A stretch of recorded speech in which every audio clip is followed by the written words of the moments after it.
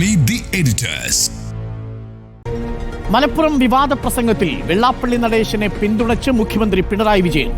ഒരു രാഷ്ട്രീയ പാർട്ടിക്കെതിരെ വെള്ളാപ്പള്ളി പറഞ്ഞതിനെ ചിലർ തെറ്റായി പ്രചരിപ്പിച്ചുവെന്നാണ് വിവാദത്തിൽ മുഖ്യമന്ത്രിയുടെ പക്ഷം. വെള്ളാപ്പള്ളി നടേശന് ചേർത്തലയിലൊരുക്കിയ സ്വീകരണത്തിൽ എതിർപ്പുകൾക്കിടെ പങ്കെടുത്തായിരുന്നു മുഖ്യമന്ത്രിയുടെ പുകഴ്ത്ത്. എല്ലാം നിശ്ചയിച്ചുറപ്പിച്ചതുപോലെ തന്നെ നടന്നു. SNDP യോഗം ജനറൽ സെക്രട്ടറി പദത്തിൽ 3 പതിറ്റാണ്ട് പൂർത്തിയാക്കുന്ന വെള്ളാപ്പള്ളി നടേശന് ചേർത്തല ബോയ്സ് ഹൈസ്കൂൾ അങ്കണത്തിൽ ഒരുക്കിയ സ്വീകരണത്തിലേക്ക് മുഖ്യമന്ത്രി പിണറായി വിജയനും മന്ത്രിമാരും എത്തി. വെള്ളാപ്പള്ളിയെ വാനോളം പുകഴ്ത്തിയാണ് മുഖ്യമന്ത്രി ഉദ്ഘാടന പ്രസംഗം ആരംഭിച്ചത്. അസാധാരണമായ കർമ്മശേഷിയും നേതൃപാടവും കാണിച്ച നേതാവാണ് വെള്ളാപ്പള്ളി നടേശൻ. 3 പതിറ്റാണ്ടുകാലം SNDPയുടെ നേതൃസ്ഥാനത്ത് തുടരുക എന്നത് നിസ്സാര കാര്യമല്ല. വെള്ളാപ്പള്ളിക്ക് കീഴിൽ SNDP യോഗവും SN ട്രസ്റ്റും വളർച്ചയുടെ പുതിയ ഘട്ടത്തിലേക്ക് കടന്നു. മതനിരപേക്ഷത എന്നും ഉയർത്തിപ്പിടിച്ച വ്യക്തിയാണ് വെള്ളാപ്പള്ളി. സരസ്വതി വിലാസം നാക്കിനുണ്ട്. കാര്യങ്ങൾ അവതരിപ്പിക്കാൻ നല്ല ശേഷിയുമുണ്ട്. ഒരു മതത്തിനും എതിരല്ല വെള്ളാപ്പള്ളി. അടുത്തിടെയുണ്ടായ വിവാദം ഒരു രാഷ്ട്രീയ പാർട്ടിക്കെതിരെ പറഞ്ഞതാണ്. ആ പാർട്ടിക്ക് വേണ്ടി ചിലർ അത് തെറ്റായി പ്രചരിപ്പിക്കുകയായിരുന്നു. വിവാദ മലപ്പുറം വിദ്വേഷ പ്രസംഗത്തിൽ വെള്ളാപ്പള്ളിയെ ന്യായീകരിച്ചുള്ള മുഖ്യമന്ത്രി പിണറായി വിജയന്റെ വിശദീകരണം ഇങ്ങനെ. ഒപ്പം വെള്ളാപ്പള്ളി അവധാനത പുലർത്തണമെന്നും പറഞ്ഞു. രാഷ്ട്രീയ പ്രസ്ഥാനത്തിനെതിരെ പറഞ്ഞ കാര്യമാണ്. ആ രാഷ്ട്രീയ പാർട്ടിയെ സംരക്ഷിക്കാൻ താല്പര്യമുള്ളവരെല്ലാം കൂടി അപ്പോൾ അതിനെതിരെ രംഗത്ത് വന്നു. ഇതാണ് സംഭവിച്ചിട്ടുള്ളത്. എന്നാലും ചില തെറ്റിദ്ധാരണകൾ പരത്താനുള്ള അവസരം അദ്ദേഹത്തിൻ്റെ ഒരു പ്രസംഗത്തിൻ്റെ ഭാഗമായി വന്നു. അതാണ് നമ്മുടെ നാട് എന്ന് തിരിച്ചറിയണം. അത് മനസ്സിലാക്കാനാവണം. അത്തരം കാര്യങ്ങൾ കൂടുതൽ ശ്രദ്ധയും അവധാനതയും വെള്ളാപ്പള്ളി പുലർത്തേണ്ടതുണ്ട്. SNDPയോട് എന്നും കരുണാപൂർവമായ സമീപനമാണ് മുഖ്യമന്ത്രിക്കെന്ന് പറഞ്ഞ വെള്ളാപ്പള്ളി നടേശൻ പിണറായി വിജയന് 3ാം വട്ടവും മുഖ്യമന്ത്രിയാവാൻ കഴിയട്ടെ എന്ന് ആശംസിച്ചു. സംസ്ഥാനത്ത് ഭരണ തുടർച്ചയ്ക്ക് അനുകൂല കാലാവസ്ഥയാണെന്നും വേദിയിൽ വെള്ളാപ്പള്ളി പറഞ്ഞു. സംസ്ഥാനത്തെ രാഷ്ട്രീയ സാഹചര്യങ്ങൾ വെച്ച് നോക്കിയാൽ ശ്രീ പിണറായി വിജയൻ തന്നെ ഭരണ തുടർച്ചയിലേക്ക് എത്താനുള്ള കാലാവസ്ഥയാണ് ഇപ്പോൾ ഉള്ളത്. 3ാം വട്ടവും മുഖ്യമന്ത്രി പദത്തിലേക്ക് എത്താൻ അദ്ദേഹത്തിന് കഴിയട്ടെ. മുഖ്യമന്ത്രി വെള്ളാപ്പള്ളിയെ വെള്ളപൂശിയോ?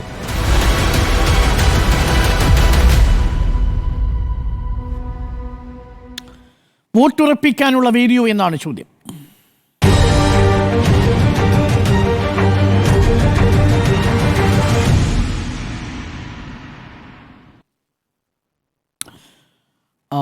സ്മൃതി, CPMന്റെ പാർട്ടി കോൺഗ്രസിൽ അവതരിപ്പിച്ച രാഷ്ട്രീയ നയരേഖയിൽ BJPയുടെ വളർച്ചയും ഈഴവ വോട്ടുകളുടെ ഷിഫ്റ്റും മാറിപ്പോകുന്നതിനെക്കുറിച്ചും പാർട്ടി വളരെ ആശങ്കപ്പെട്ടിരുന്നു.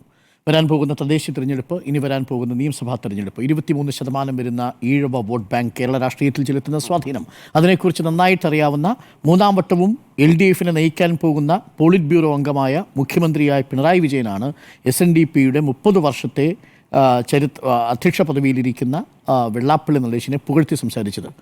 ഇത് വോട്ടിനു വേണ്ടിയാണോ? വോട്ടിനു വേണ്ടിയാണെന്നുള്ള കാര്യം വളരെ കൃത്യമാണ്. മാത്രമല്ല, ഈ പാർട്ടി കോൺഗ്രസിൽ തന്നെ വർഗീയതയ്ക്കെതിരായ ശക്തമായ നിലപാട് നമ്മൾ അതിശക്തമായി മുന്നോട്ട് കൊണ്ടുവരണമെന്ന് ദേശീയ തലത്തിൽ അതിൽ ആരോടൊക്കെ യോജിക്കാമോ അങ്ങനെ യോജിക്കണമെന്നുള്ള ആലോചന കൊണ്ട് നടന്ന പാർട്ടി കോൺഗ്രസ്സാണ്. നമ്മൾ കുറച്ച് പിന്നാക്കം നടന്ന് കാര്യങ്ങൾ ശ്രദ്ധിച്ചു കഴിഞ്ഞാൽ കഴിഞ്ഞ ലോക്സഭാ തെരഞ്ഞെടുപ്പിന് മുമ്പ് ഇവിടെ പലസ്തീൻ വിഷയമായാലും പൗരത്വ പ്രശ്നമായാലും ഉയർത്തിക്കാട്ടിക്കൊണ്ട് മുസ്ലിം ന്യൂനപക്ഷത്തിന് വേണ്ടി നിൽക്കുന്ന പാർട്ടി എന്ന ഒരു തോന്നലുളവാക്കുന്ന പ്രവർത്തനങ്ങൾ CPM മുന്നോട്ട് വെച്ചിരുന്നു. അത് നമുക്കൊക്കെ കാണുമ്പോൾ വലിയ ആവേശം തോന്നിയൊരു കാര്യമാണ്. അവർക്ക് വേണ്ടി ശബ്ദിക്കാനുള്ള ഒരു മുന്നോട്ടുള്ള വരവ് CPM പിണറായി വിജയൻ പ്രത്യേകിച്ച് എടുത്ത് നടത്തിയിരുന്ന പ്രസംഗങ്ങൾ, പറഞ്ഞ കാര്യങ്ങൾ, ആ പരിപാടികളിലേക്ക്, ആ പ്രതിഷേധ പരിപാടികൾ ആദ്യം നടത്തുകയും ആ പരിപാടിയിലേക്ക് ലീഗിനെ കൂടി ക്ഷണിക്കുകയും ലീഗിനും നമ്മുടെ ഭാഗമാകാമെന്ന് പറയുകയൊക്കെ ചെയ്ത് നമ്മൾ ഇവിടെ ഇരുന്ന് തന്നെ ചർച്ച ചെയ്താണല്ലോ. അന്ന് സമസ്ത രണ്ടാകുന്നു, സമസ്തയിൽ ഒരു വിഭാഗം ഇതിനോട് യോജിക്കുന്നു, ആ പരിപാടിയിലേക്ക് പോകാൻ ആലോചിക്കുന്നു, പരിപാടിയിൽ പോകുന്നു, പങ്കെടുക്കുന്നു. ഇതൊക്കെ നമ്മൾ കണ്ടാണ്. പക്ഷേ എന്തായി? ലോക്സഭാ തെരഞ്ഞെടുപ്പിൽ ഫലം വന്നപ്പോൾ ആ പ്രതീക്ഷിച്ച വോട്ട്, ആ നടത്തിയ പ്രസംഗം, ആ നടത്തിയ പ്രതിഷേധം അത് വോട്ടായില്ല. അപ്പോൾ വോട്ടാവുക എന്നുള്ളത് തന്നെയാണ് പ്രധാനം.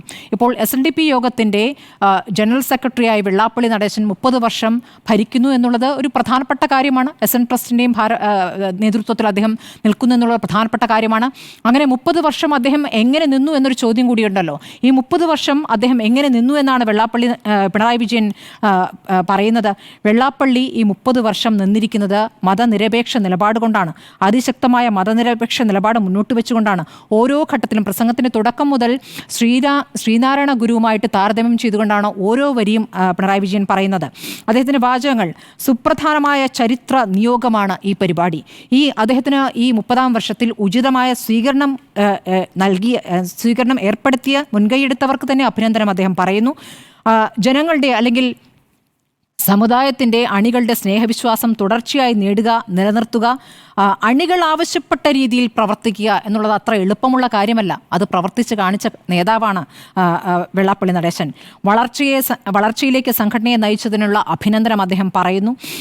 പിന്നെ ഗുരു സന്ദേശങ്ങളെ പ്രായോഗിക രീതിയിൽ സമഞ്ജസമായി കൊണ്ടുപോകാനായി, അവിടെയാണ് പ്രത്യേകം ആ വരി ശ്രദ്ധിക്കണം, സമഞ്ജസമായി കൊണ്ടുപോയി. ഗുരുവാക്യങ്ങളെ സമഞ്ജസമായി കൊണ്ടുപോയിട്ടാണോ വെള്ളാപ്പള്ളി നടേശൻ എല്ലാ തവണയും വാർത്തയിൽ വരാറ് എന്നുള്ള കാര്യം നമ്മൾ ശ്രദ്ധിക്കേണ്ടതാണ്. മതമേതായാലും മനുഷ്യൻ നന്നായാൽ മതി എന്ന് പറയുമ്പോൾ എൻ്റെ ജാതി എൻ്റെ ജാതി എൻ്റെ ജാതി എന്ന് പറഞ്ഞുകൊണ്ടിരിക്കുകയും എനിക്കൊന്നും കിട്ടിയില്ല, ഇവിടെയൊന്നും കിട്ടിയില്ല എന്ന് ആവർത്തിച്ച് പറയുകയും, അത് പറയുന്നതിൽ കുഴപ്പമില്ല, സമുദായത്തിന് കിട്ടേണ്ടതിനെ കുറിച്ച് ചോദിക്കുന്നതിൽ തെറ്റില്ല. പക്ഷേ അപര സമുദായ വിദ്വേഷം നടത്തിക്കൊണ്ടാണ് അദ്ദേഹം എല്ലാ ഘട്ടത്തിലും ആവശ്യപ്പെട്ടുള്ളത്. അത് 5-ാം മന്ത്രി സ്ഥാനം ആവശ്യപ്പെട്ട ലീഗിനെതിരെയുള്ള പ്രതികരണങ്ങളായാലും മുസ്ലിം വിരോധം എന്നുള്ള അദ്ദേഹം തുടക്കം മുതലേ നടത്തിക്കൊണ്ടിരിക്കുന്ന ഒരു രീതിയാണ്. നമ്മൾ നേരത്തെയും ചർച്ച ചെയ്തപ്പോൾ പറഞ്ഞിട്ടുള്ളതാണ്, നൗഷാദ് എന്ന ഒരു മനുഷ്യസ്നേഹി, ഒരാൾ ഓടയിൽ വീണ് മരിക്കുമ്പോൾ രക്ഷപ്പെടുത്താൻ ശ്രമിച്ച് അപകടത്തിൽപ്പെട്ട നൗഷാദിൻ്റെ മരണശേഷം ആ കുടുംബത്തിന് സഹായം ചെയ്തപ്പോഴാണ് ആ കൂട്ടർക്ക് കൊടുത്തു ഞങ്ങൾക്കില്ല എന്ന വാദവുമായി വന്നത്. അന്ന് രമേശ് ചെന്നിത്തലയാണ് ആഭ്യന്തരമന്ത്രി. അന്ന് കേസെടുത്തു, അറസ്റ്റിലേക്കും പോയി. അതിനുശേഷം ജാമ്യം നേടി പുറത്തു വന്നു. കോടതി എന്നെ വെറുതെ വിട്ടില്ല എന്ന രൂപത്തിലൊക്കെയാണ് ഇന്ന് അദ്ദേഹം പ്രതികരിക്കുന്നത്. കോടതി പോലും അത് തെറ്റായിപ്പോയി എന്ന് വ്യാഖ്യാനിച്ചു എന്നൊക്കെയാണ് അദ്ദേഹം ഇപ്പോൾ പറയുന്നത്.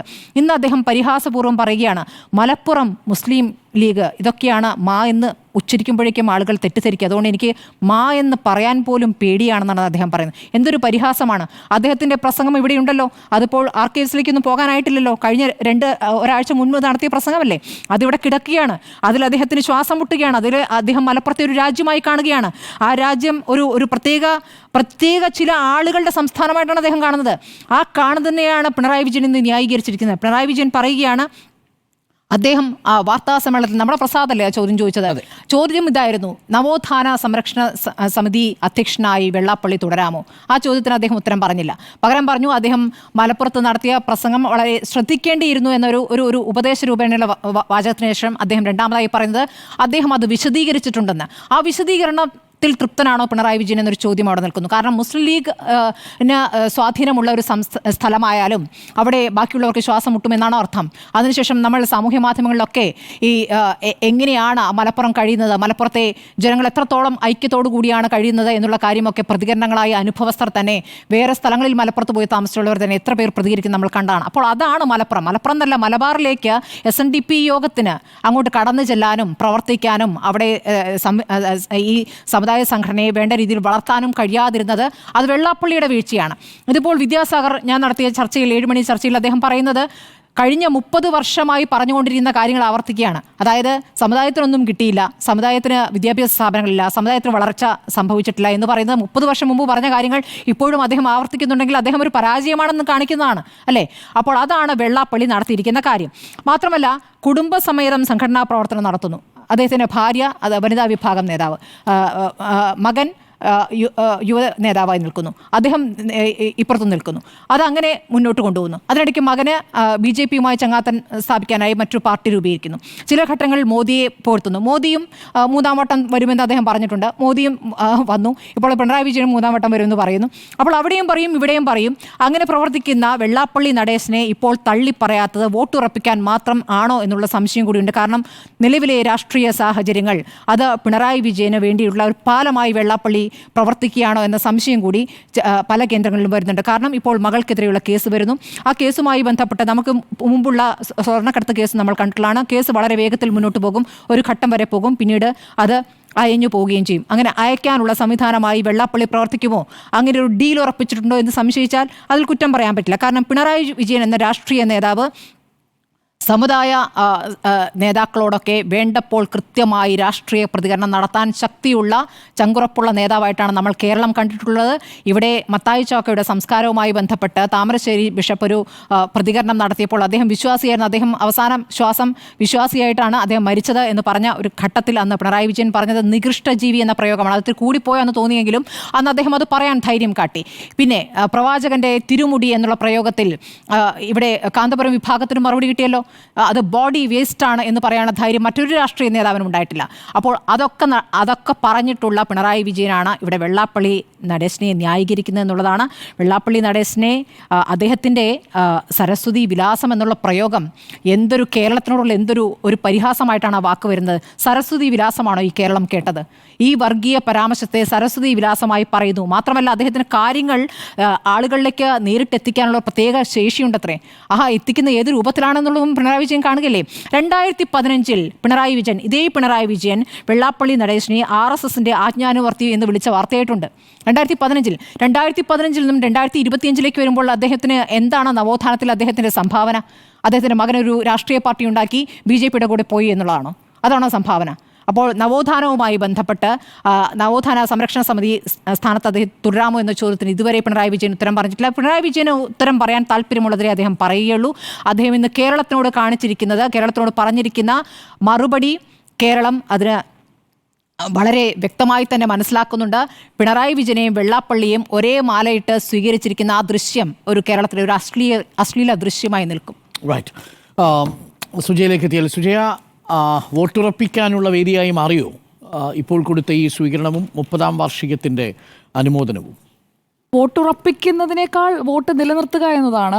കാരണം വെള്ളാപ്പള്ളി നടേശൻ ഒരിക്കലും താൻ CPM-ന് എതിരാണ് എന്ന് പറഞ്ഞിട്ടില്ല. മാത്രമല്ല ഈഴവ വിഭാഗത്ത് നിന്നുള്ള, അല്ലെങ്കിൽ മലബാറിലാണെങ്കിൽ തീയ വിഭാഗത്തു നിന്നുള്ള വോട്ടുകൾ ഏറ്റവും കൂടുതൽ പോൾ ചെയ്യപ്പെടുന്നത് CPIM-നാണ്.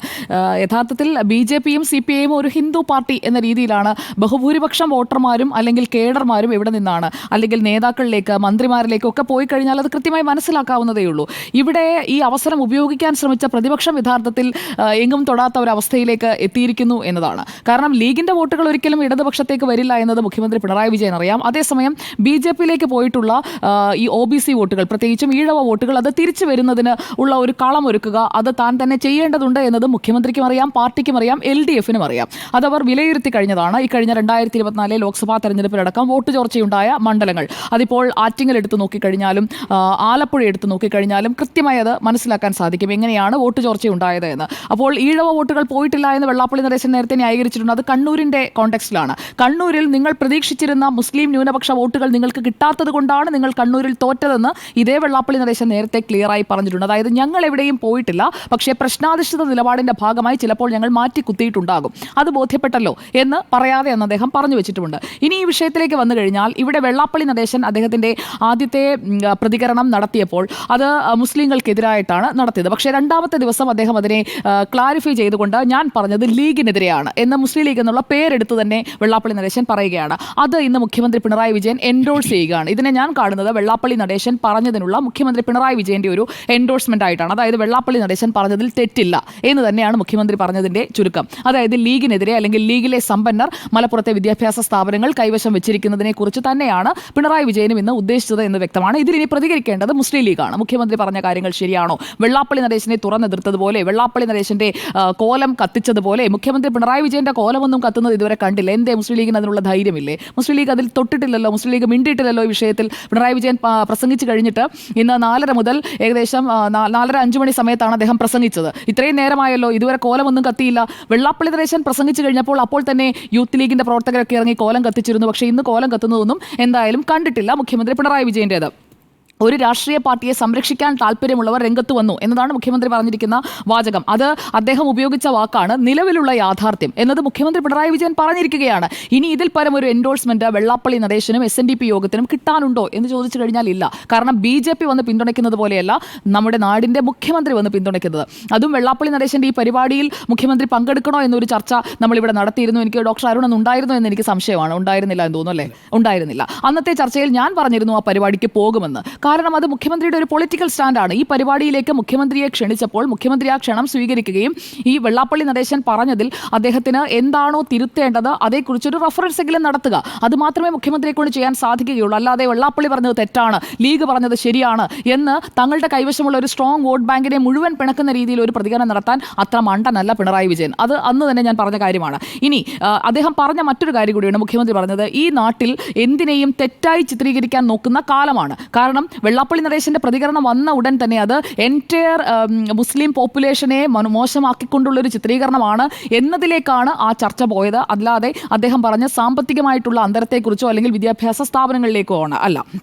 വെള്ളാപ്പള്ളി നടേശൻ അന്ന് പറഞ്ഞ അവിടെ ശുദ്ധവായു കിട്ടുന്നില്ല, ശ്വസിക്കാൻ പോലും പറ്റാത്ത, അതിനോട് ഞാൻ അന്നും യോജിക്കുന്നില്ല, ഇന്നും യോജിക്കുന്നില്ല. കാരണം അദ്ദേഹം പറയുമ്പോൾ, വാക്കുകൾ ഉപയോഗിക്കുമ്പോൾ അത് കൃത്യമായി ഉപയോഗിക്കേണ്ടതായിരുന്നു. അവിടെ അദ്ദേഹത്തിന് ശുദ്ധവായു ശ്വസിക്കാൻ കഴിയാത്ത അദ്ദേഹത്തിൻ്റെ സമുദായത്തിൽപ്പെട്ട ആളുകൾക്ക് അങ്ങനെ ഒരു ബുദ്ധിമുട്ടുണ്ടെങ്കിൽ അത് മുഖ്യമന്ത്രി പിണറായി വിജയനോട് തന്നെ നേരിട്ട് പറയാനുള്ള സ്വാതന്ത്ര്യമുള്ള നേതാവാണ് വെള്ളാപ്പള്ളി നടേശൻ. ഇവിടെ വെള്ളാപ്പള്ളി നടേശന് മുഖ്യമന്ത്രി കൊടുക്കുന്നത് അവധാനത പുലർത്തണം എന്നുള്ള ഒരു ഉപദേശമാണ്. അത് അദ്ദേഹത്തിൻ്റെ ഈ വാക്കുകൾ തെറ്റിപ്പോയി എന്ന് മുഖ്യമന്ത്രിക്കും ബോധ്യമുള്ളത് കൊണ്ടാണ്. അത് അദ്ദേഹത്തിൻ്റെ പ്രായവും അതോടൊപ്പം തന്നെ അദ്ദേഹത്തിന്റെ പിന്നിലുള്ള വോട്ട് ബാങ്കിന്റെ കനവും എല്ലാം നോക്കിയാണ് അവധാനത പുലർത്തണം എന്ന ഒരു വാചകത്തിൽ മുഖ്യമന്ത്രി ഒതുക്കിയത് എന്നതാണ് ഞാൻ കരുതുന്നത്. ഇനി മറ്റൊരു പ്രധാനപ്പെട്ട കാര്യം, കുമാരനാശാൻ ആയിട്ടുള്ള കമ്പാരിസൺ. കുമാരനാശാൻ 16 വർഷമാണ് SNDP യോഗത്തിന്റെ നേതൃത്വത്തിലിരുന്നത്. പക്ഷേ ഇവിടെ വെള്ളാപ്പള്ളി നടേശൻ 30 വർഷം പൂർത്തിയാക്കുകയാണ്. അതായത് ആ ചേർത്തലയിലെ പരിപാടിയിൽ നടക്കുന്ന ആ പരിപാടിയുടെ വലിപ്പം അത് മുഖ്യമന്ത്രി തന്നെ എടുത്തു പറയുകയാണ്. അതായത് വെള്ളാപ്പള്ളി നടേശൻ അതുക്കും മേലെയാണ് എന്ന് ഇന്ന് സ്ഥാപിക്കാൻ മുഖ്യമന്ത്രി ശ്രമിച്ചിട്ടുണ്ട്. അതിൽ എത്രത്തോളം വസ്തുതയുണ്ട് എന്നതുകൂടി നമുക്ക് പരിശോധിക്കേണ്ടതുണ്ട്. SNDP യോഗം ജനറൽ സെക്രട്ടറിയായും SN ട്രസ്റ്റിന്റെ അമരക്കാരനായും ഒരേ സമയം 1996 വെള്ളാപ്പള്ളി നടേശൻ എത്തുകയായിരുന്നു. ഈ SNDP യോഗത്തിന് ജനറൽ സെക്രട്ടറി സ്ഥാനത്തേക്ക് അദ്ദേഹം എത്തുമ്പോൾ അതിനു മുൻപ് അദ്ദേഹം വേറെ പദവികൾ വഹിച്ച് ഘട്ടം ഘട്ടമായി കയറി വന്നതല്ല. നേരിട്ട് ജനറൽ സെക്രട്ടറി ആയിട്ടാണ് അദ്ദേഹം മാറുന്നത്. അതിന് തൊട്ട് മുൻപാണ് SN ട്രസ്റ്റിന്റെ അമരക്കാരനായി അദ്ദേഹം മാറുന്നത്. ഇവിടെ ഇന്ന് INL-ന്റെ അധ്യക്ഷൻ പറഞ്ഞ ഒരു കാര്യം കൂടി ഇതോടെ നമ്മൾ ചേർത്ത് വെക്കേണ്ടതുണ്ട്. കാരണം ഘടകകക്ഷിയാണല്ലോ. INL അടക്കം വെള്ളാപ്പള്ളിയുടെ പ്രസ്താവനയിൽ എതിർപ്പുയർത്തുന്നത് നമ്മൾ അന്ന് കണ്ടതാണ്. അവരൊക്കെ സ്വരം മയപ്പെടുത്തുകയാണ്. മുഖ്യമന്ത്രിയുടെ പ്രസ്താവനയ്ക്ക് അല്ലെങ്കിൽ പ്രസംഗത്തിന് തൊട്ട് മുൻപാണ് INL-ന്റെ സംസ്ഥാന അധ്യക്ഷൻ AP അബ്ദുൽ വഹാബിന്റെ സൗണ്ട് ബൈറ്റ് വന്നത്. അദ്ദേഹം പറഞ്ഞത്, പിന്നോക്ക സംവരണ മുന്നണിയുടെ ഭാഗമായി വെള്ളാപ്പള്ളിയെ ഉപയോഗിച്ച മുസ്ലിം ലീഗ് അദ്ദേഹത്തിന്റെ ആവശ്യങ്ങൾ അവഗണിച്ചതാണ് പ്രസ്താവനയ്ക്ക് കാരണം. അതിൽ വസ്തുതയില്ലേ എന്ന് ചോദിച്ചാൽ ഉണ്ട്. കാരണം പിന്നോക്ക മുന്നണിയായി നിന്നുകൊണ്ട് ആവശ്യങ്ങൾ നേടിയെടുക്കുക എന്ന ലക്ഷ്യത്തോടെ ഒന്നിച്ച് പ്രവർത്തിച്ചവരാണ് SNDP-യും അതുപോലെ തന്നെ മുസ്ലിം ലീഗും. പക്ഷേ അധികാരത്തിൽ UDF ഇരുന്നപ്പോൾ വെള്ളാപ്പള്ളിയെയും അതുപോലെ തന്നെ SNDP-യെയും തഴഞ്ഞിട്ടുണ്ട്. മുസ്ലിം ലീഗ് വിദ്യാഭ്യാസ വകുപ്പ് കൈകാര്യം ചെയ്തപ്പോൾ അല്ലെങ്കിൽ മറ്റു വകുപ്പുകൾ മുസ്ലിം ലീഗ് കൈകാര്യം ചെയ്യുമ്പോൾ വെള്ളാപ്പള്ളിയുടെ ആവശ്യങ്ങൾ എത്രത്തോളം പരിഗണിച്ചിട്ടുണ്ട് എന്നതുകൂടി എടുത്തു നോക്കണം. എങ്ങനെയാണ് ഇടത് സർക്കാർ പരിഗണിച്ചത്, എങ്ങനെയാണ് UDF സർക്കാർ പരിഗണിച്ചത്. അതുകൊണ്ട് അതിൻ്റെ ഒരു ദേഷ്യം വെള്ളാപ്പള്ളി നടേശൻ്റെ മനസ്സിലുണ്ട്. മറ്റൊരു അഭിമുഖത്തിൽ ഞാൻ പത്രത്തിലാണ് കണ്ടത്. ആ ഒരു അഭിമുഖത്തിൽ അദ്ദേഹം തൻ്റെ മനസ്സൊരു ഇടതുപക്ഷ മനസ്സാണെന്ന് പറയുന്നുണ്ട്. ഒരു അഭിമുഖത്തിൽ റീസെൻ്റ്ലി തന്നെ വന്നതാണ്. അതിൽ അദ്ദേഹം പറയുന്നത്, എൻ്റെ മനസ്സൊരു ഇടതുപക്ഷ മനസ്സാണ്, മകൻ BDJS-ന്റെ അമരക്കാരനാണ് അല്ലെങ്കിൽ NDA-യുടെ നേതാവാണ് എന്നതുകൊണ്ട് വെള്ളാപ്പള്ളി നടേശൻ പൂർണ്ണമായും ഒരു BJP-കാരനായി മാറി അല്ലെങ്കിൽ അങ്ങനെ മാറും എന്ന് ഞാൻ കരുതുന്നില്ല. അദ്ദേഹം പ്രശ്നാധിഷ്ഠിത നിലപാടെടുക്കുന്ന ഒരാളാണ്. അതൊരു പക്ഷേ BJP-ക്ക് അനുകൂലമായും അദ്ദേഹം എടുത്തു എന്ന് വരാം. പക്ഷേ കോൺഗ്രസിനോ ലീഗിനോ ഒപ്പം പോകാൻ വെള്ളാപ്പള്ളി ഉദ്ദേശിക്കുന്നില്ല. കാരണം VD സതീശനെതിരെ അദ്ദേഹം നടത്തിയ സ്റ്റേറ്റ്മെന്റ്, അതുപോലെ തന്നെ മുഖ്യമന്ത്രി സ്ഥാനാർത്ഥികൾക്കായിട്ടുള്ള മത്സരത്തെക്കുറിച്ച് അദ്ദേഹം നടത്തിയ സ്റ്റേറ്റ്മെന്റ്, അതെല്ലാം നമ്മുടെ മുന്നിലുണ്ട്. അപ്പോഴും അദ്ദേഹം മാറ്റമില്ലാതെ പറയുന്ന ഒരു കാര്യമുണ്ട്, അദ്ദേഹം ഒരു ഹാർഡ് കോർ പിണറായി ഫാനാണ്. എനിക്ക് അദ്ദേഹത്തിന്റെ സ്റ്റേറ്റ്മെന്റ്സിൽ നിന്ന് മനസ്സിലായിട്ടുള്ളതാണ്. പിണറായി വിജയൻ 3ാം വട്ടവും അധികാരത്തിൽ വരും, LDF 3ാം ഊഴം ഉണ്ടാകും എന്ന് അദ്ദേഹം ആവർത്തിച്ച് പറഞ്ഞുകൊണ്ടിരിക്കുകയാണ്. അദ്ദേഹത്തെ ഒരു പ്രവചന ഗുരുവായിട്ടൊന്നും നമുക്ക് പറയാൻ കഴിയില്ല. പക്ഷേ അദ്ദേഹത്തിന്റെ ആഗ്രഹം അല്ലെങ്കിൽ അദ്ദേഹത്തിന്റെ വിഷ് അതാണ് എന്ന് അദ്ദേഹം പറയുമ്പോൾ അതും മുഖ്യമന്ത്രി പിണറായി വിജയൻ കാണുന്നുണ്ട്. അങ്ങനെയുള്ള ഒരാളെ പൂർണ്ണമായിട്ടും എന്തിന് തള്ളിപ്പറയണം? തന്നെ എതിർക്കുന്ന, തന്നെ എപ്പോഴും തുറന്നെതിർക്കുന്ന പ്രതിപക്ഷത്തിരിക്കുന്ന ലീഗിന് വേണ്ടി എന്തിന് തൻ്റെ ഒരു ഫാനായ വെള്ളാപ്പള്ളി നടേശനെ മുഖ്യമന്ത്രി പിണറായി വിജയൻ തള്ളിപ്പറയണം? അതുകൊണ്ട് അദ്ദേഹത്തിന് അതിൻ്റെ ആവശ്യമില്ല എന്ന് അദ്ദേഹം തീരുമാനിക്കുന്നു. അതുതന്നെയാണ് സജി ചെറിയാൻ നേരത്തെ തന്നെ വ്യക്തമാക്കിയത്. ഞങ്ങളെല്ലാവരും പോകുന്നതിൽ എന്താ കുഴപ്പമെന്ന് സജി ചെറിയാൻ ചോദിച്ചത് സജി ചെറിയാൻ്റെ മാത്രം ചോദ്യമല്ല, അത് മുഖ്യമന്ത്രി അടക്കമുള്ളവരുടെ ചോദ്യമാണ്. ഇവിടെ മറ്റൊരു കാര്യം, ലീഗിന് കിട്ടിയ മറ്റൊരു തിരിച്ചടിയാണ്. ലീഗ് പ്രവർത്തകർ, യൂത്ത് ലീഗിൻ്റെ പ്രവർത്തകരാണ് ആദ്യം കോലം കത്തിക്കുന്നത്. അതിനുശേഷം പലയിടങ്ങളിലായി വെള്ളാപ്പള്ളി നടേശൻ്റെ കോലം കത്തിച്ചുള്ള പ്രതിഷേധം നടക്കുമ്പോൾ മറുഭാഗത്തൊരടിയുണ്ടായിരുന്നു. സാദിഖ് അലി തങ്ങളുടെ കോലം കത്തിക്കുകയാണ്. അങ്ങനെ തിരിച്ചടിക്കുന്നതൊന്നും നമ്മൾ അങ്ങനെ അധികം കണ്ടിട്ടില്ല. സാദിഖ് അലി ശിഹാബ് തങ്ങളുടെ കോലം കത്തിച്ചുകൊണ്ടാണ് SNDP യോഗം പ്രവർത്തകർ തിരിച്ചടിച്ചത്. അതായത് തിരിച്ചടിക്കും, അതായത് ഞങ്ങളൊരു സ്ട്രോങ് വോട്ട് ബാങ്കാണ്, ഞങ്ങൾക്ക് ഞങ്ങളുടെ ശക്തി അറിയാം എന്ന് SNDP യൂണിയൻ SNDP യോഗം കൃത്യമായി മുസ്ലിം ലീഗിന് ഒരു മറുപടി അവിടെ കൊടുക്കുകയാണ്. ഇനി സംഘടനയെ വളർത്തി എന്നുള്ള പിണറായി വിജയന്റെ മുഖ്യമന്ത്രിയുടെ അഭിനന്ദനത്തിൽ കാര്യമുണ്ടോ എന്ന് നമുക്ക് നോക്കാം. അതിന്റെ ഫാക്ട്സ് ഞാനൊന്ന് പരിശോധിച്ചു. 1996 വെള്ളാപ്പള്ളി നടേശൻ SNDP യോഗം ജനറൽ സെക്രട്ടറിയായി ചുമതലയേൽക്കുമ്പോൾ അന്ന് യോഗത്തിന്റെ കയ്യിലുള്ള നീക്കിയിരിപ്പ് എന്ന് പറയുന്നത് വെറും 6083 രൂപയാണ്. ഇന്നിപ്പോൾ 30 വർഷം കഴിയുമ്പോഴേക്കും ആസ്തി എന്ന് പറയുന്നത് കോടികളാണ്. എങ്ങനെയാണ് SNDP യോഗത്തിന് അത്രയും വളർച്ച കൈവരിക്കാൻ കഴിഞ്ഞത്? SNDP യോഗത്തെ വെള്ളാപ്പള്ളി നടേശൻ കട്ടു മുടിപ്പിച്ചു എന്നൊക്കെ പറയുമ്പോൾ ഈ യോഗത്തിന്റെ കൈവശമുള്ള ആസ്തി കൂടിയതും കൂടി നമ്മൾ ഒരു ഭാഗത്ത് കാണേണ്ടതുണ്ട്. 33 ലക്ഷമാണ് അംഗസംഖ്യ, 33,000 കുടുംബ യൂണിറ്റുകളുണ്ട്, 6500 ശാഖകളുണ്ട്, 150ഓളം യൂണിയനുകൾ, 5000 വനിതാ സംഘ യൂണിറ്റ്. അന്ന് 42 വിദ്യാഭ്യാസ സ്ഥാപനങ്ങളാണ് 96 ഉണ്ടായിരുന്നതെങ്കിൽ അത് 150 കഴിഞ്ഞിരിക്കുകയാണിപ്പോൾ. അത് ഇനിയും കൂട്ടുമെന്നാണ് വെള്ളാപ്പള്ളി നടേശൻ പറയുന്നത്. അപ്പോൾ അദ്ദേഹത്തെ എതിർക്കുന്നതിന് മൈക്രോ ഫിനാൻസുമായിട്ടുള്ള അതിന്റെ സെറ്റിൽമെന്റ് ആണെന്ന് പറയും. പക്ഷേ SNDP യോഗം എന്ന് പറയുന്ന ആ പ്രസ്ഥാനത്തിന് വെള്ളാപ്പള്ളി നടേശൻ 30 വർഷം കൊണ്ട് എന്ത് ചെയ്തു കൊടുത്തു എന്ന് ചോദിച്ചാൽ ഇതൊക്കെ ചെയ്തു കൊടുത്തു. അതുകൊണ്ടാണ് മുഖ്യമന്ത്രി പിണറായി വിജയൻ അഭിനന്ദിക്കുന്നത്. അപ്പോൾ അദ്ദേഹം പറഞ്ഞതിൽ ഫാക്ട്സ് ഉണ്ടോ എന്ന് ചോദിച്ചു കഴിഞ്ഞാൽ അതിൽ വസ്തുതയുണ്ട്. വസ്തുതാപരമായി തന്നെയാണ് മുഖ്യമന്ത്രിയുടെ അഭിനന്ദനം അവിടെ നിൽക്കുന്നത്. ഇനി ഈ കാലയളവിനെ കുറിച്ച് നോക്കിയാൽ ആദ്യത്തെ ജനറൽ സെക്രട്ടറി മഹാകവി കുമാരനാശാൻ 2 ഘട്ടങ്ങളിലായി 15 വർഷം, ആർ ശങ്കർ 11 വർഷം. അത് കഴിഞ്ഞ് നോക്കുമ്പോൾ ഏറ്റവും കൂടുതൽ ഇരിക്കുന്നത് അത് തെരഞ്ഞെടുപ്പിലൂടെയാണോ അല്ലാതെയാണോ എന്നത് മാറ്റി നിർത്തിക്കൊണ്ട് നമ്മൾ ആ കാലപരിധി നോക്കുകയാണെങ്കിൽ 30 വർഷം അദ്ദേഹം ഇരുന്നിരിക്കുകയാണ്. അതുകൊണ്ട് മുഖ്യമന്ത്രി പിണറായി വിജയൻ പിന്നെ അഭിനന്ദിക്കല്ലാതെ എന്താണ് ചെയ്യുക? അവിടെ അദ്ദേഹത്തെ വിമർശിക്കുന്നവർ മനസ്സിലാക്കേണ്ടത് എന്താണ് പിന്നെ പിണറായി വിജയൻ ചെയ്യേണ്ടത്? നിങ്ങൾ 30 വർഷം ഇരുന്നത് മോശമായി പോയി, നിങ്ങൾ മറ്റ് ആളുകളെയൊക്കെ നിങ്ങൾ CK വിദ്യാസാഗർ അടക്കമുള്ള ആളുകളെ നിങ്ങൾ എന്തുകൊണ്ട് ജനറൽ സെക്രട്ടറി ആക്കിയില്ല എന്ന് അദ്ദേഹത്തെ ആദരിക്കുന്ന ചടങ്ങിൽ പോയി മുഖ്യമന്ത്രി പിണറായി വിജയന് ചോദിക്കാൻ സാധിക്കുമെന്ന് ആരെങ്കിലും കരുതിയിട്ടുണ്ടെങ്കിൽ അവർ മൂഢസ്വർഗത്തിലാണ്. അങ്ങനെ ഒരിക്കലും പിണറായി വിജയന് ചോദിക്കാൻ കഴിയില്ല. പിന്നെ ഈഴവ സമുദായത്തിന്റെ ഒരു ശബ്ദമായി വെള്ളാപ്പള്ളി നടേശനെ മുഖ്യമന്ത്രി പിണറായി വിജയൻ കാണുന്നുണ്ടോ എന്ന് പോലും തോന്നിപ്പോകും. കാരണം അദ്ദേഹം അത്രയും പുകഴ്ത്തിയാണ് ഇന്ന് വെള്ളാപ്പള്ളി നടേശനെ കുറിച്ച് ഈ വേദിയിൽ പറഞ്ഞിരിക്കുന്നത്. അതോടൊപ്പം ഈ അദ്ദേഹം വെള്ളാപ്പള്ളി നടേശന്റെ തന്നെ ഒരു അഭിമുഖത്തിൽ അദ്ദേഹം പറഞ്ഞത് ന്യൂനപക്ഷ പ്രീണനം അതാണ് LDFനോടുള്ള എന്റെ വിയോജിപ്പ്. ന്യൂനപക്ഷ പ്രീണനം LDF ഒഴിവാക്കുകയാണെങ്കിൽ ഈഴവ വോട്ടുകൾ തിരിച്ചു വരും. ആ ഒരു വാക്കിൽ അദ്ദേഹം നേരത്തെ പറഞ്ഞതാണ്. ആ ഒരു വാക്കിൽ മുഖ്യമന്ത്രി പിണറായി വിജയൻ എന്തായാലും പ്രതീക്ഷ വെക്കുന്നുണ്ട്. അതോടൊപ്പം ഇന്നലെ നാഷണൽ ലീഗിന്റെ നേതാക്കളുമായി വെള്ളാപ്പള്ളി ഒരു കൂടിക്കാഴ്ച നടത്തിയിരുന്നു. അതിനുശേഷം വന്നിട്ട് അദ്ദേഹം ഒരു ബൈറ്റ് കൊടുത്തിട്ടുണ്ട്. മലപ്പുറം പ്രസംഗത്തിന്റെ പേരിൽ ലീഗിലെ സ്വാർത്ഥമതികളായ സമ്പന്ന നേതൃത്വം തന്നെ മുസ്ലിം വിരുദ്ധനായി ചിത്രീകരിച്ച് സമൂഹത്തെ മതാടിസ്ഥാനത്തിൽ ഭിന്നിപ്പിക്കാനാണ് ശ്രമിക്കുന്നത് എന്ന് പറയുന്നു. നേരത്തെ പിന്നെ മാഡം പറഞ്ഞു വെള്ളാപ്പള്ളിയുടെ മകനും വെള്ളാപ്പള്ളിയുടെ ഭാര്യയും വെള്ളാപ്പള്ളി നടേശനും ഒക്കെ ഈ തലപ്പത്തിരിക്കുന്നു. അങ്ങനെയാണെങ്കിൽ മുസ്ലിം ലീഗിൽ ആരായിരിക്കുന്നത്? പാണക്കാട്ടെ തങ്ങളല്ലേ ഇരിക്കുന്നത് മുസ്ലിം ലീഗിന്റെ അധ്യക്ഷനായി? യൂത്ത് ലീഗിന്റെ അധ്യക്ഷനായിട്ടിരിക്കുന്നത് പാണക്കാട്ടെ തങ്ങളാണ്. അത് മറ്റാരിലേക്ക് കൊടുക്കുന്നില്ലല്ലോ. പ്രസിഡന്റ് പദവി വേറെ ആരും എടുക്കുന്നില്ലല്ലോ. വെള്ളാപ്പള്ളി നടേശനോട് ഈ ജനാധിപത്യം പറയുമ്പോൾ അത് ലീഗിലും അത് നടപ്പാക്കുകയാണെങ്കിൽ നല്ലതായിരിക്കും. നല്ല നേതാക്കളൊക്കെ ഉണ്ടല്ലോ. എന്തുകൊണ്ട് പാണക്കാട്ട് നിന്ന് മാത്രം പ്രസിഡന്റ് വരുന്നു?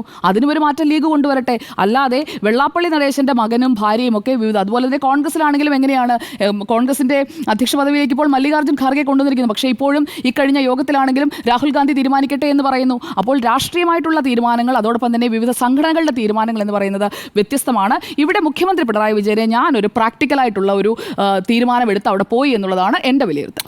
ഒരു ഇടവേളയ്ക്ക് ശേഷം വോട്ടുറപ്പിക്കാനുള്ള വേദിയോ എന്നുള്ളതായിരുന്നു ചോദ്യം. ഞാൻ എൻ്റെ പൊസിഷൻ ഈ വിഷയത്തിൽ ആദ്യമേ പറയാം. പിണറായി വിജയൻ ഈ ചടങ്ങിൽ പങ്കെടുത്തതിനോട് എനിക്ക് വിയോജിപ്പില്ല. അത് തീർച്ചയായും SNDP പോലൊരു സംഘടനയിലെ അധ്യക്ഷ സ്ഥാനത്ത് തുടരുന്ന ജനറൽ സെക്രട്ടറി ആയിട്ട് തുടരുന്ന വെള്ളാപ്പള്ളി നടേശൻ 30 വർഷം പൂർത്തിയാക്കുമ്പോൾ 3 പതിറ്റാണ്ട് പൂർത്തിയാക്കുമ്പോൾ ചേർത്തല യൂണിയൻ ഒരു സ്വീകരണം ഒരുക്കുമ്പോൾ സംസ്ഥാനത്തെ മുഖ്യമന്ത്രിയും മറ്റു മന്ത്രിമാരും പങ്കെടുക്കാൻ വേണ്ടി ക്ഷണിക്കുന്നു.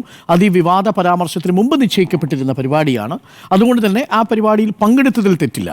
പക്ഷേ പങ്കെടുത്തു പറഞ്ഞ പല കാര്യങ്ങളും യഥാർത്ഥത്തിൽ വെള്ളാപ്പള്ളി നടേശൻ അർഹിക്കുന്നതിലും അധികമായി എന്നതാണ് എൻ്റെ ഒരു പ്രധാനപ്പെട്ട ടേക്ക്.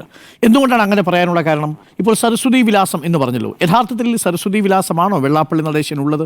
നമ്മൾ വെള്ളാപ്പള്ളി നടേശൻ്റെ വാക്കുകൾ കൂടുതലും കേട്ടിരിക്കുന്നത് വിവാദപരമായിട്ടില്ലേ? ഇതേ കേരളത്തിൽ തന്നെയല്ലേ വെള്ളാപ്പള്ളി നടേശൻ്റെ പേരിൽ ഒരു FIR ഇട്ടിരിക്കുന്നത്?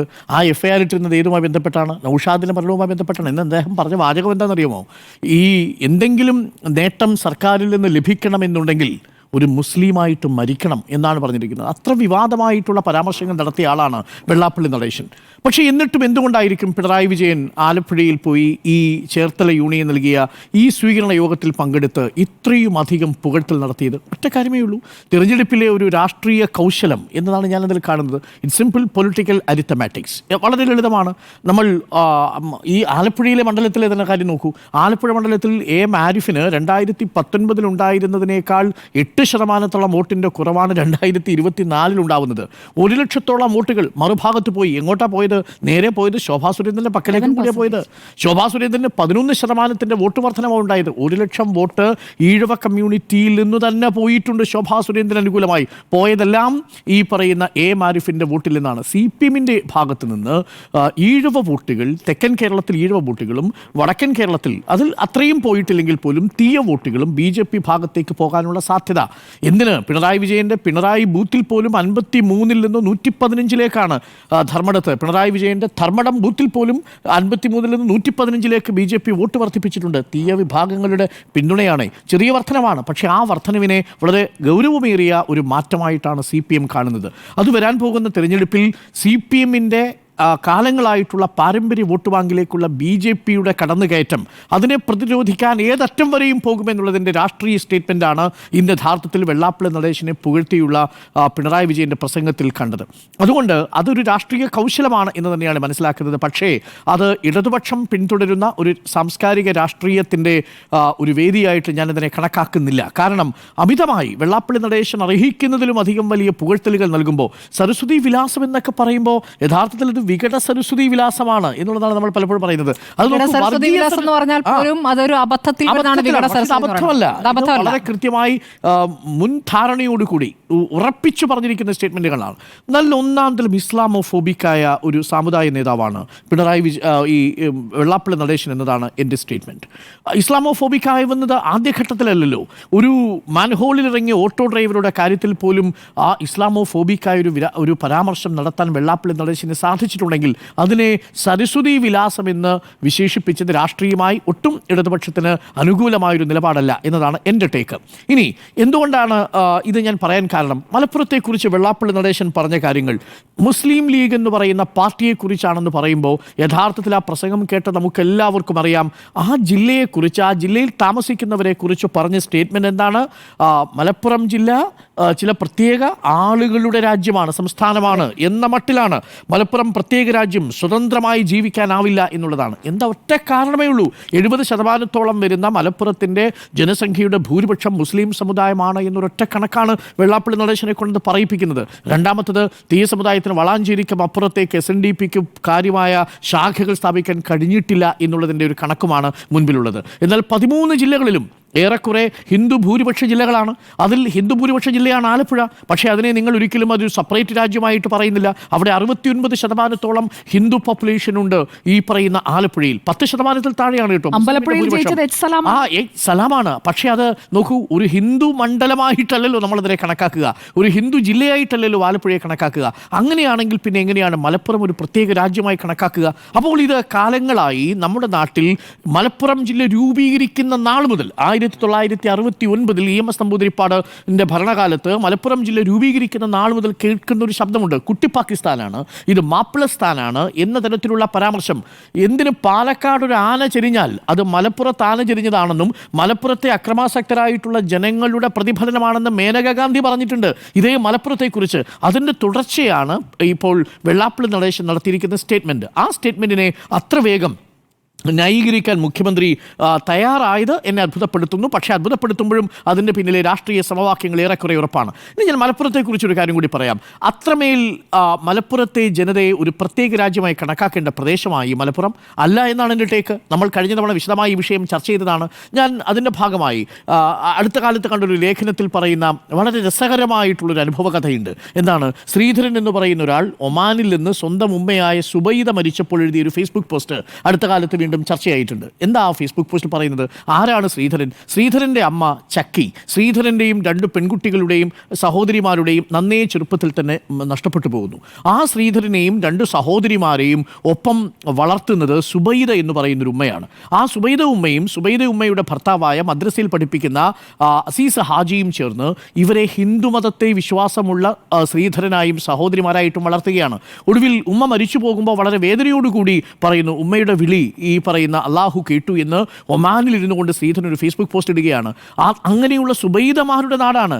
നോക്കൂ, EMS നമ്പൂതിരിപ്പാടിൻ്റെ നാടാണ്. കെ ദാമോദരൻ പാട്ടവാക്കി എഴുതിയ കെ ദാമോദരൻ്റെ നാടാണ്. എഴുത്തച്ഛൻ്റെ നാടാണ്. പൂന്താനത്തിൻ്റെ നാടാണ്. എന്തിനേറെ പറയണം, മലയാളത്തിലെ മഹാകവികൾ കുമാരനാശാൻ്റെ ഈ SNDPയുടെ തലപ്പത്തിൽ 16 വർഷം ഇരുന്ന കുമാരനാശാൻ്റെ നാടാണ്. എന്തിനേറെ പറയണം, വള്ളത്തോളിൻ്റെയും ഈ പറയുന്ന ഇടശ്ശേരിയുടെയും നാടാണ്. പൂന്താനത്തിൻ്റെയും മേൽപ്പത്തൂരിൻ്റെയും നാടാണ് എന്നുള്ളതൊക്കെ മറന്ന് വളരെ വേഗം അതിനെ ഒരു പ്രത്യേക രാജ്യമായി സ്ഥാപിക്കാൻ നടത്തിയ തിടുക്കമുണ്ടല്ലോ, അത് ഞാൻ നേരത്തെ സൂചിപ്പിച്ചതുപോലെ മലപ്പുറം ജില്ല രൂപീകരിച്ചത് മുതൽ അങ്ങോട്ട് രൂപപ്പെട്ടു വരുന്ന അതിനെ പാകിസ്ഥാനായും മിനി പാകിസ്ഥാനായും കുട്ടി പാകിസ്ഥാനായും മാപ്പിളസ്ഥാനായിട്ടും ഒക്കെ ചിത്രീകരിക്കുന്നതിനുള്ള അപരവിദ്വേഷത്തിൽ അധിഷ്ഠിതമായിട്ടുള്ള ആശയമാണ്. യഥാർത്ഥത്തിൽ അതാണ് വെള്ളാപ്പള്ളി നടേശൻ്റെ ഭാഗത്തു നിന്ന് വന്നത്. അതുകൊണ്ടാണ് ഞാൻ പറഞ്ഞത്, ഒരു ഇസ്ലാമോഫോബിക്കായ ലക്ഷണമൊത്ത ഇസ്ലാമോഫോബിക്കായ ഒരു സമുദായ നേതാവിനെ ഇത്രമേൽ വാഴ്ത്തിപ്പാടേണ്ടതുണ്ടായിരുന്നോ എന്ന കാര്യത്തിൽ എനിക്ക് സംശയമുണ്ട്. അത് കേവലം വോട്ടുറപ്പിക്കുന്നതിന് വേണ്ടിയുള്ള രാഷ്ട്രീയ കൗശലമാണെങ്കിൽ പോലും അതെല്ലാം ചരിത്രത്തിൽ ഇടം പിടിക്കുന്ന വാക്കുകളാണ്. പ്രത്യേകിച്ച് പിണറായി വിജയനെ പോലെ ഒരാൾ വെറും വാക്ക് പറയാറില്ല എന്നുള്ളതാണ് പലപ്പോഴും നമ്മൾ കേൾക്കുന്നത്. പക്ഷേ ഇവിടെ ഒരു പ്രത്യേക സാഹചര്യത്തിൽ ഈഴവ വോട്ടുകൾ ലക്ഷ്യമിട്ടുകൊണ്ടുള്ള ഒരു നീക്കം നടത്തുമ്പോൾ, അതും നവോത്ഥാന സമിതിയുടെ തലപ്പത്തിരിക്കുന്ന നേതാവ് അതേ സ്ഥാനത്ത് തന്നെ ഇതേ വാക്കുകൾ ഉച്ചരിച്ചിട്ടും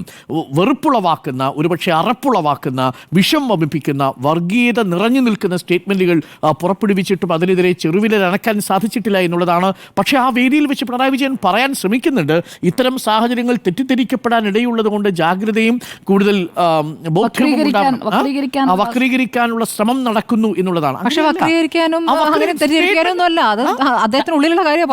അതാണ് ഞാൻ പറയും, ഒരു ഇസ്ലാമോഫോബിക്കായ ഒരാൾ വായ തുറന്നാൽ മുഴുവൻ ഇതേ കാര്യങ്ങൾ പറഞ്ഞുകൊണ്ടിരിക്കില്ല. ഇത് ആദ്യമായിട്ടല്ലല്ലോ പറയുന്നത്. മാത്രമല്ല, നിങ്ങളൊന്ന് ആലോചിച്ച് നോക്കി, അദ്ദേഹം ചോദിക്കുന്നൊരു വാചകമുണ്ടല്ലോ, മലപ്പുറത്ത് പാവപ്പെട്ട ഈ ഹിന്ദു സമുദായത്തിൽപ്പെട്ട ആളുകളെ, പാർശ്വവൽക്കരിക്കപ്പെട്ട ആളുകൾക്ക് എന്തെങ്കിലും കിട്ടിയിട്ടുണ്ടോ എന്ന് ചോദിക്കുന്നു. ഇങ്ങനെയാണ് സ്റ്റേറ്റ്മെന്റ്: മലപ്പുറത്ത് ഈഴവർക്കായി തൊഴിലുറപ്പ് മാത്രമേ ഉള്ളൂ, പിന്നോക്ക വിഭാഗക്കാർക്ക് ഒരു പള്ളിക്കൂടമോ കോളേജോ ഹയർ സെക്കൻഡറി സ്കൂളോ ഇല്ല. എന്ത് അസംബന്ധമാണ് ഈ പറയുന്നത്? അവിടുത്തെ ഏതെങ്കിലും ഒരു പിന്നാക്ക വിഭാഗത്തിൽപ്പെട്ട ഒരു വിദ്യാർത്ഥിക്ക് മലപ്പുറത്ത് പഠിക്കാൻ കഴിയാതെ പോയൊരു സാഹചര്യം ഉണ്ടായിട്ടുണ്ടോ?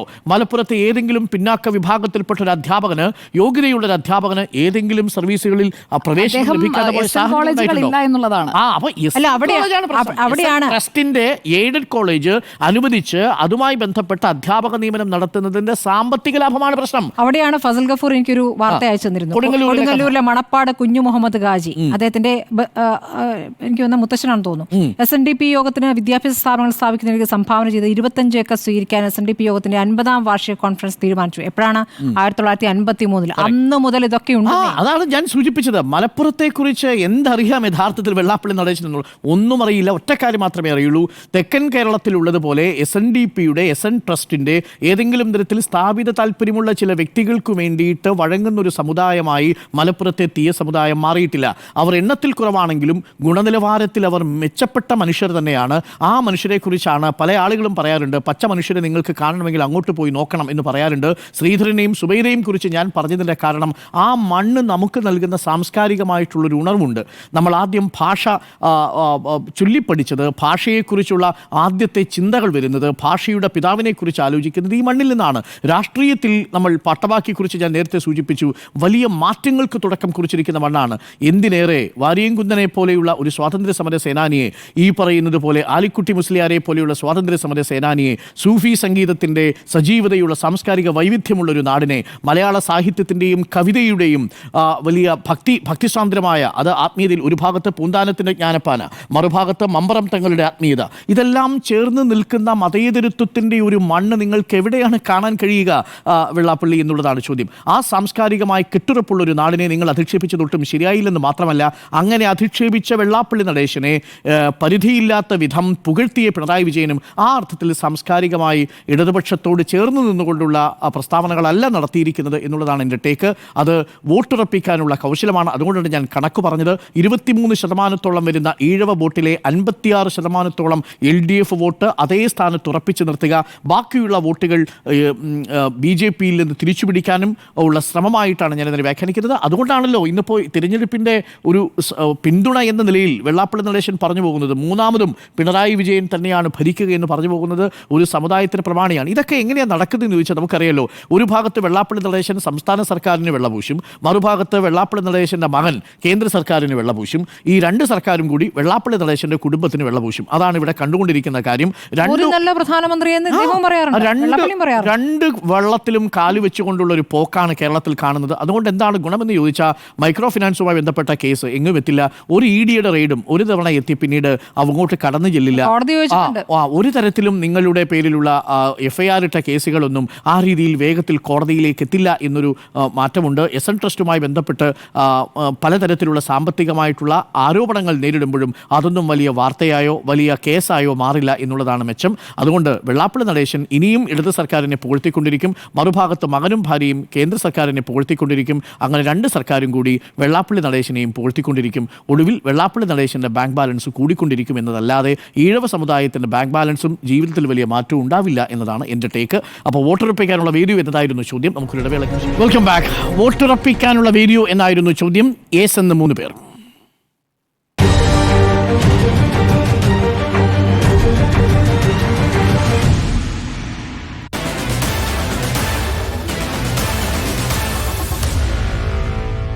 Meet the editors.